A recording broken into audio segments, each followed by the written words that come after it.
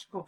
Vem cá, deixa eu te perguntar uma coisa. O acúmulo de gordura nas pernas e nos quadris, isso com o tempo, com a idade, isso vai acontecendo, né?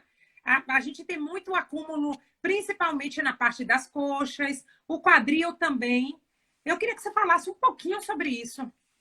Eu tenho certeza que essa pergunta chegou por causa da nossa última live com o doutor Alexandre Amato, um colega bastante querido e bastante estudioso, um vascular também, e que, como eu, é um pernólogo. A gente brinca que o vascular, como ele é uma referência para dor e para inchaço nas pernas, né, entre os médicos, é chamado de pernólogo. Mas esse tema é um tema polêmico. Assim, por quê? Vamos lá. Começa que o que é o tecido gorduroso? Dito de maneira bem simples, gordura é acúmulo de energia em excesso. É uma caloria que você ingeriu e não gastou, e por isso ela ficou acumulada. Estoque cheio, estoque cheio. Pois é. Que vem acontecendo muito, nós vivemos uma pandemia de obesidade, aí onde você está, Estados Unidos, né? 2 em cada 3 americanos estão acima do peso. É assustador. E aqui no Brasil, 57% já está acima do peso. Está quase chegando aí no padrão americano, né? E aí, esse acúmulo de tecido gorduroso, que já é um excesso de calorias ingeridas, se você vai acumulando em cima do acúmulo, começa a ter uma deformidade, começa a ter até uma inflamação dessa gordura. Eu lembro, quando nós fomos com as crianças aí pela primeira vez, Enzo tinha 7 anos, e ele falou assim, pai, as pessoas aqui são gordas até na canela. Imagina. Então, Enzo, ele percebeu um grau, uma criança de 7 anos, ele comentou essa tendência de se acumular gordura nas pernas, que nos homens, em geral, é um estágio mais avançado, mais adiante na obesidade, né? A mulher, ela tem um perfil de acúmulo de gordura geneticamente e hormonalmente determinado e é um pouco diferente. Ela acumula mais no quadril e nas pernas. Há uma descrição de uma doença chamada lipedema, que não é dita como obesidade. Foi isso que a gente falou aqui com o Dr. Amato. E tem o perfil dele, tem o YouTube dele, Alexandre Amato, Instituto Amato, que eu recomendo, porque é um médico muito sério e que estuda muito isso. Eu, pessoalmente, tenho um pouco de questionamento. Eu acho ainda, Adri, que esse acúmulo de gordura no quadril e nas pernas é predominantemente comportamental. Acontece que, para queimar essa gordura, especialmente na mulher, especialmente a partir dos 40, o nível de atividade, o nível de reeducação alimentar pode ser um que as pessoas não atingem.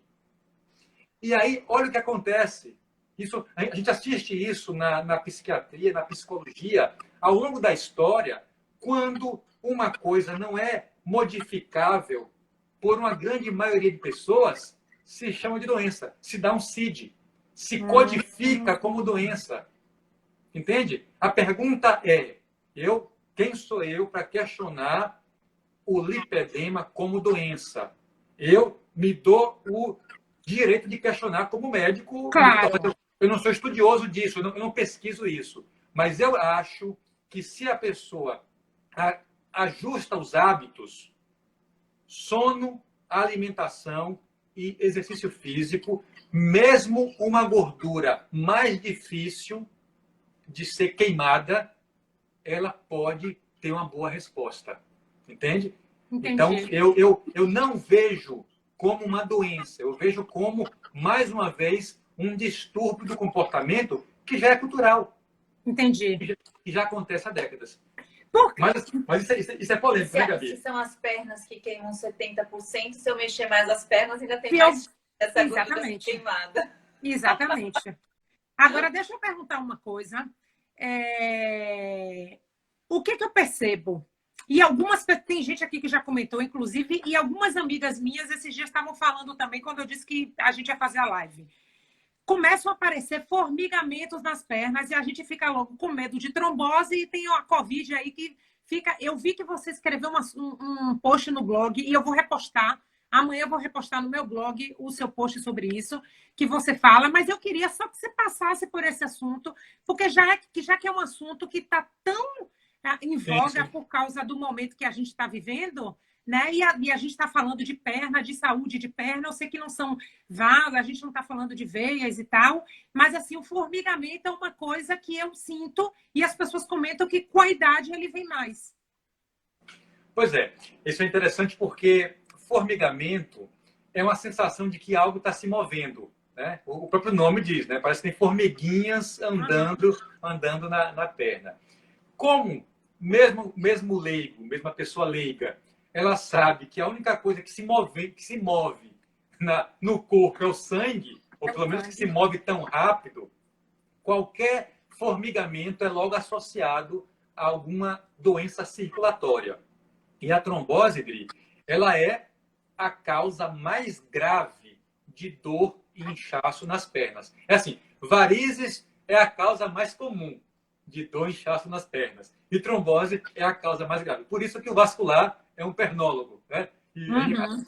E avaliamos muita gente com esse cenário. Acontece que é o seguinte, nem sempre formigamento é um problema circulatório. A compressão de um nervo, por exemplo, que a gente falou da coluna, a compressão do nervo ciático, uma posição sentada, uma postura inadequada durante horas de trabalho em home office, né, pode gerar dormência e formigamento e ser uma alteração do nervo e que reproduz a sensação circulatória. Então, sem pânico, né? Na verdade, se está acontecendo com frequência, merece uma avaliação. Mas provavelmente não é o sinal, para deixar bem claro aqui para a nossa audiência. Formigamento não é o sinal mais comum nem mais sugestivo de trombose.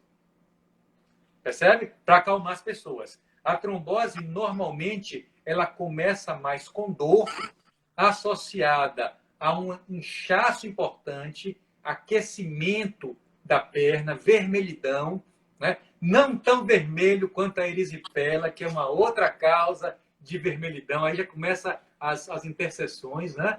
Mas nesse artigo a gente colocou porque muita gente está assustada com a trombose e a taxa de trombose em quem tem Covid é quase 20%, é 16,5%. É uma taxa muito alta. É bem verdade que é nas pessoas que se internaram, que tiveram aquela forma mais grave, né? Mas definitivamente o coronavírus ele é o vírus mais vascular que eu já vi nesses 25 anos de carreira médica. Então, há que se ter esse cuidado, mas sem pânico.